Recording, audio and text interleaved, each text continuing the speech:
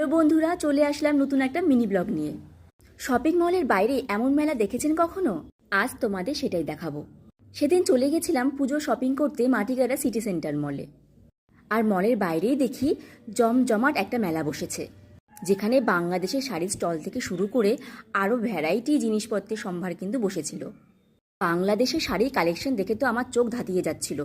দেখো কি সুন্দর সুন্দর শাড়ির কালেকশনগুলো রয়েছে।